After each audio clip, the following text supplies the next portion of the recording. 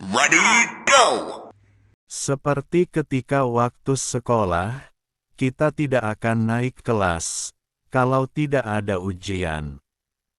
Kalau ada ujian, baru akan naik kelas. Begitu juga dalam kehidupan ini, kita akan naik kelas kalau ada ujian. Kalau tak ada ujian, walau sudah hidup sampai usia 70 tahun juga tak ada kedudukan apa-apa di sisi Allah. Ujian itu didatangkan Allah, sesuai kehendak Allah, bukan kehendak kita. Model ujiannya juga Allah yang menentukan. Kadang kala ujian itu sama sekali tidak masuk ke dalam bayangan dan pemikiran kita.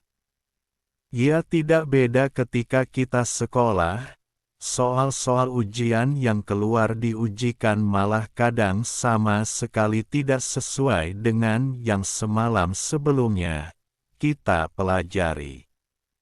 Apa yang kita pelajari malah tidak keluar di soal ujian itu. Ujian hidup misal kita difitnah, yang memfitnah tidak kita kira.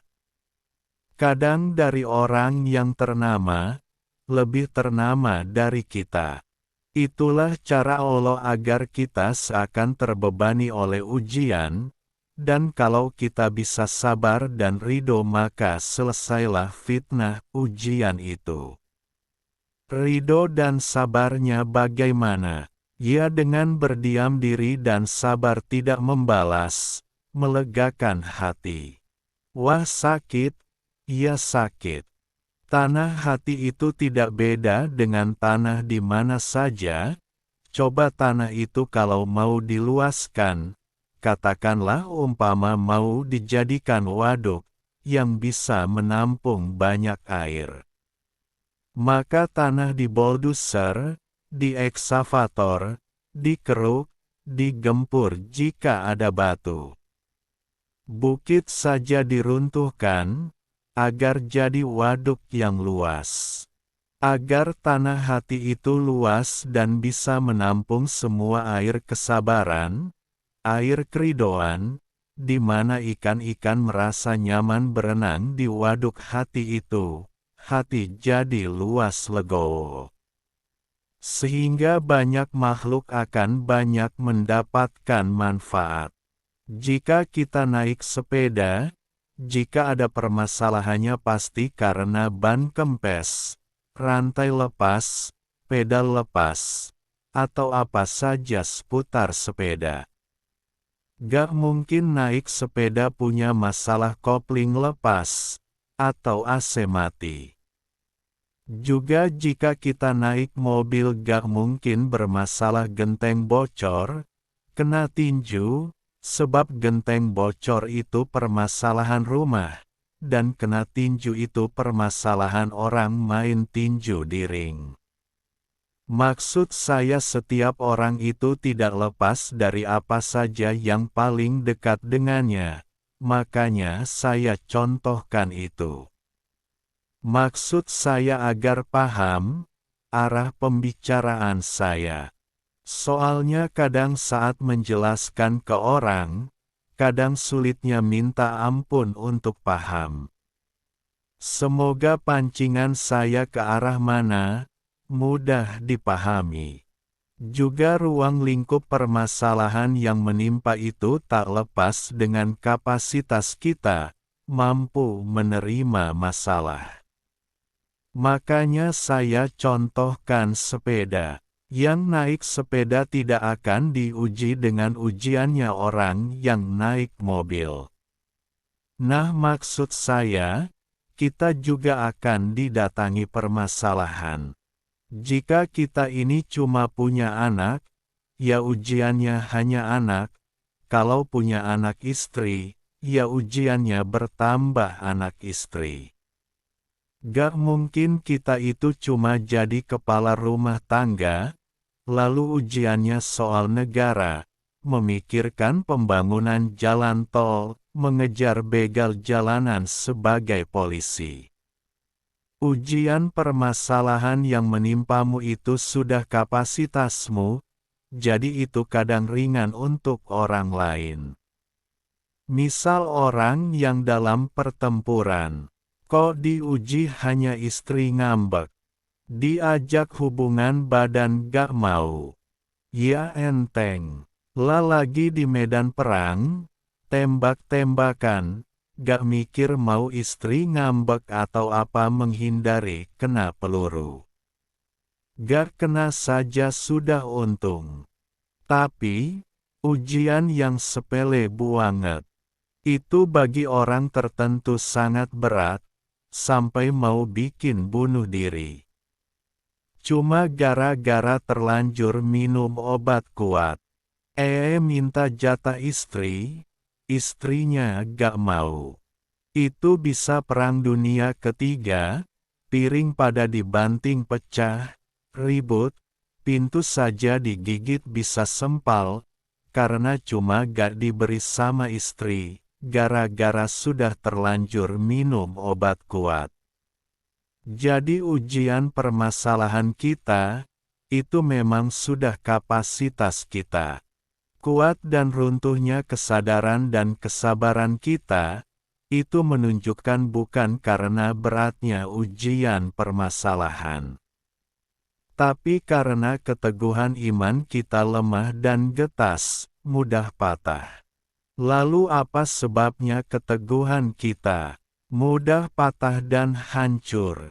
Karena tidak disandarkan kepada Zat yang Maha Perkasa, tapi disandarkan pada akal logikanya sendiri.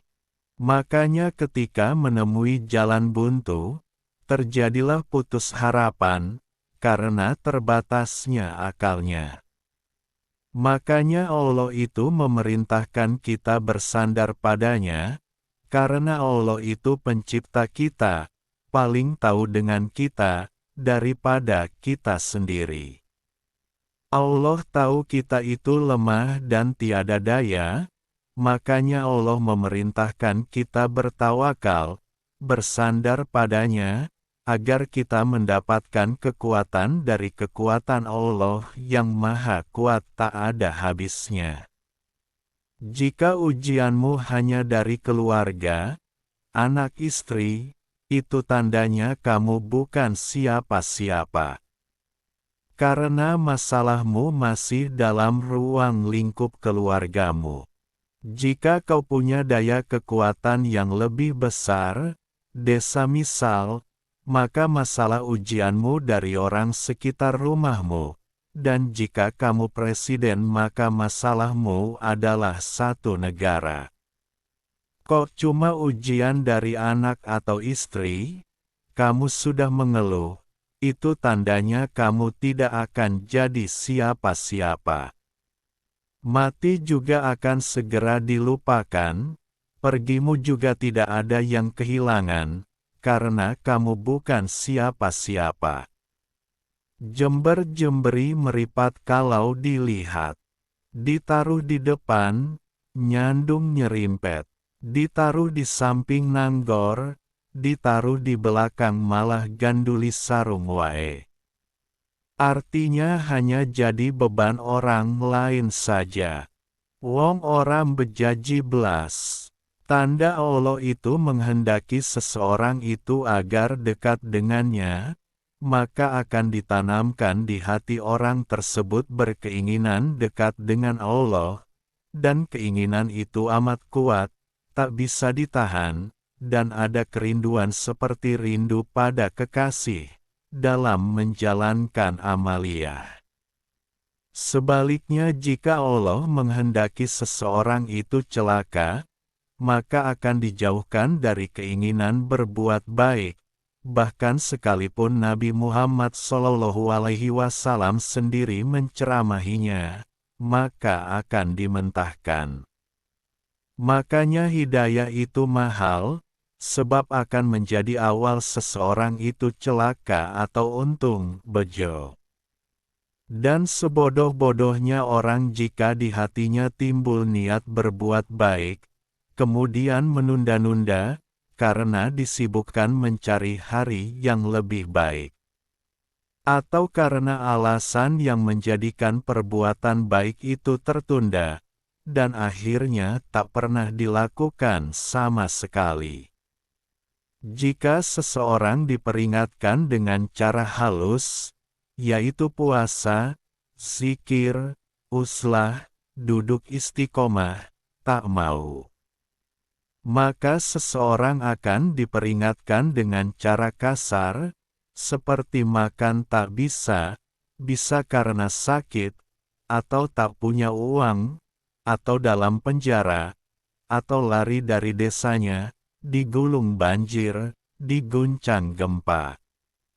Dan Allah itu sanggup membolak-balikkan hati, juga sanggup membolak-balikkan bumi.